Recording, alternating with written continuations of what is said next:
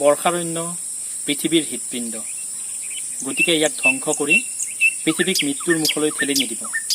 মই দিহিং পাটকাই কৈছোঁ। মোক জীয়াই থাকিবলৈ দিয়ক, মই দিহিং পাটকায়ে কৈছোঁ। দিহিং পাটকাই মানে উশাহৰ সেউজীয়া বতাহ, হৃদয় জুৰোৱা মনৰ প্ৰশান্তি, আমাৰ আৱেগ, সৃষ্টিশীল মনৰ অনুভূতিক প্ৰকাশ। দিহিং পাটকাই মানে মানুহ আৰু প্ৰকৃতিৰ মাজৰ ভাৰসাম্য।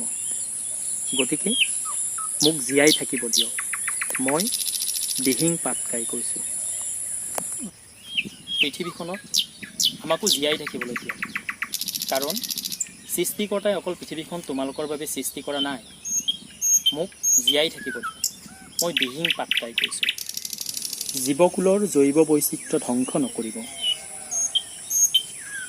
আমি নেদেখাজনৰ সৃষ্টি, জীৱশ্ৰেষ্ঠ মানৱৰ নহয়। গতিকে আমাৰ ওপৰত প্ৰভুত্ব বিস্তাৰ নকৰিব, মই দিহিং পাটকাই কৈছোঁ।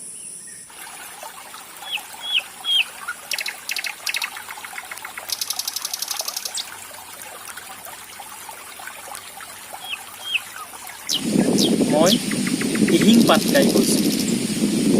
মোৰ বুকুত আছে প্ৰকৃতিৰ অজস্ৰ মেদ মৰা ভঁৰাল, নানাবিধ পখিলা আৰু অস্থিকুলৰ বিচৰণ। মোক জীয়াই থাকিব দিয়ক, মোক হত্যা নকৰিব, মই দিহিং পাটকাই কৈছোঁ।